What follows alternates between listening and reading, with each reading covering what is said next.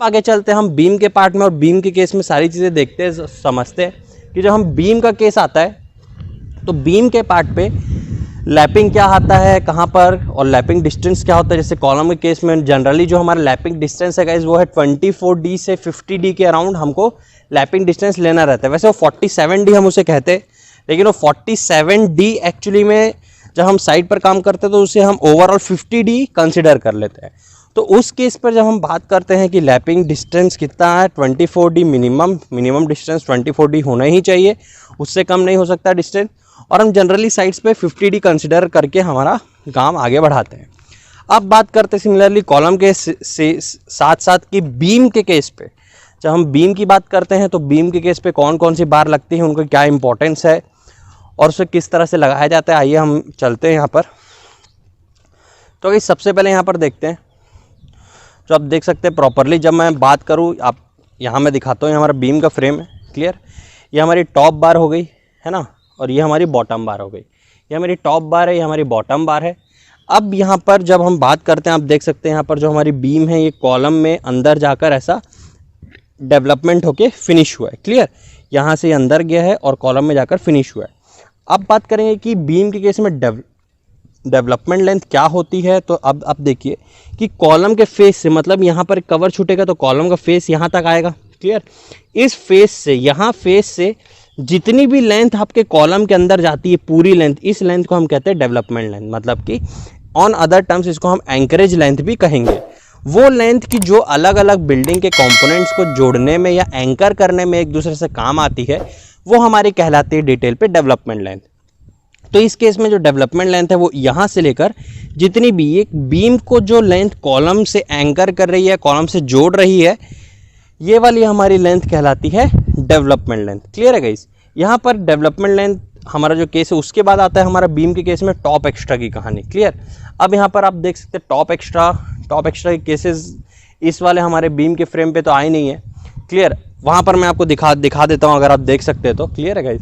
वहाँ पर आप देखिए जो हमारा जंक्शन पार्ट है ना, जो हमारा जंक्शन पार्ट है, वहाँ पर आप देख सकते हैं कि जो जंक्शन के पार्ट में देखिए आप, ये जो हमारी टॉप बार लगी है, क्लियर, वो हमारी टॉप बार है।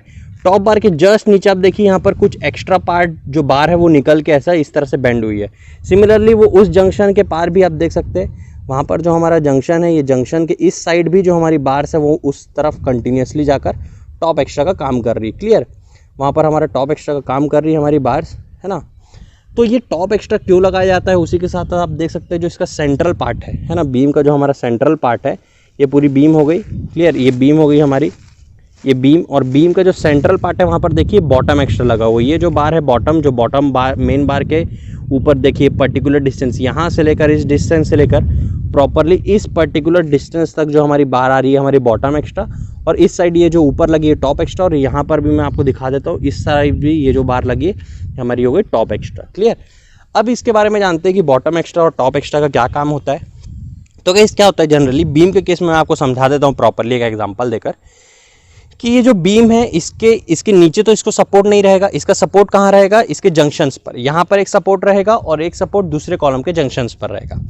जब इस पर लोड पड़ेगा यहाँ से, जब यहाँ पर इसके ऊपर लोड आएगा तो ये बीम का फेलियर का शेप कैसा होगा, मान लेते हैं ये अगर हमारी बीम है, क्लियर, ये हमारी प्रॉपरली बीम है, तो जब इसके सेंट्रल पार्ट पर लोड आएगा तो ये कुछ इस तरह से बेंड होगी, क्लियर, ये कुछ इस तरह से बेंड होगी।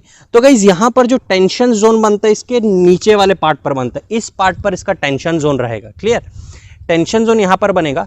तो जब ये बीम नीचे जाएगी तो फेलियर ऑब्वियस सी बात है गाइस, जब इस तरह से बेंड हो रही तो फेलियर नीचे से चालू होगा बीम का।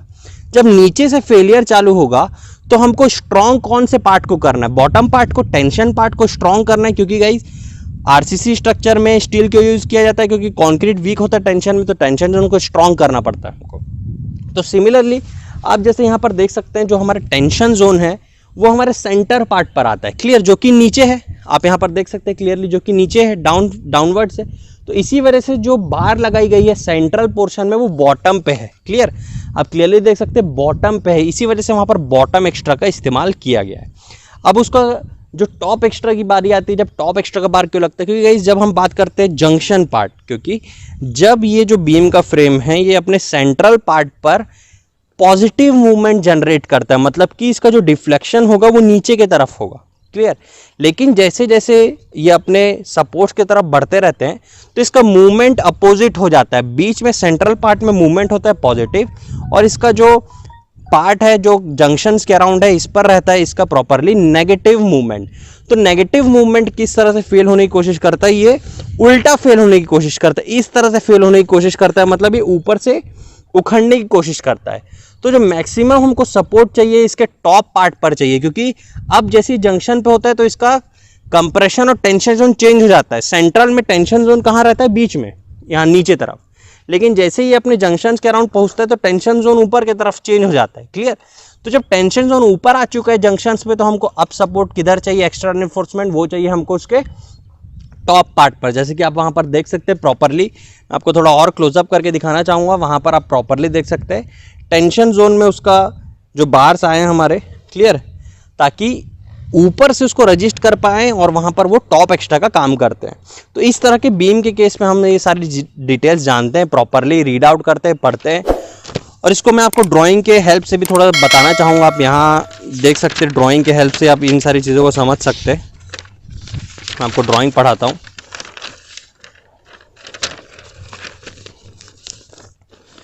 तो गाइस जैसे कि आप यहाँ पर देख सकते हैं, जो हमारा ये देखिए आप यहाँ पर देख सकते हैं कॉलम है हमारा, यहाँ पर भी एक कॉलम गिवन है, सपोर्ट्स हो गए हमारे बीम के। ये हमारा बीम का जो इफेक्टिव स्पान है कॉलम के सेंटर से इस कॉलम के सेंटर तक वो कितना है 3800, क्लियर। अब यहाँ पर देख सकते हैं जो हमको डाटा गिवन है 5-12-3+2 मतलब 5 बार लग रहे हैं यहाँ पर 12 mm डाया के, और एक पर्टिकुलर डिस्टेंस 1 to 65 के डिस्टेंस से कितने बार निकल पा रहे हैं, केवल 2 बार आगे निकल पा रहे हैं, क्लियर है आपको। तो 5 बार टोटल लगे थे, लेकिन आगे कितने जा रहे हैं, 2, मतलब पीछे कितने रह गए, 3 बार पीछे छूट गए। तो 3 हमारे टॉप एक्स्ट्रा का काम करते हैं, और इस केस में 2 बार हमारे मेन बार लगे हुए हैं। इस तरह से आपको प्रॉपरली पूरी हर एक ड्राइंग को रीड करना होता है, हर एक ड्राइंग को समझना होता है, और इसका बार बेंडिंग शेड्यूल कैलकुलेट करना होता है properly with respect to Indian specifications. IAS code के हेल्प से आपको जो भी रूल्स एंड रेगुलेशंस उसको फॉलो करते हुए एंड साइट के प्रिवेलिंग कंडीशंस को समझते हुए आपको डिटेल पे बीबीएस बनाना होता है, बीबीएस कैलकुलेट करना होता है। तो गाइस ये बीम के केस के बाद जानने के बाद हम चलते हैं हमारा नेक्स्ट पार्ट, जो कि रहने वाला है हमारा स्टेयर केस और स्लैब। वहाँ पर भी बहुत सारी इंपॉर्टेंट चीज़ें हम सीखेंगे, जानेंगे। उन सारी चीज़ों के बारे में आइए हम चलते हैं और समझते हैं।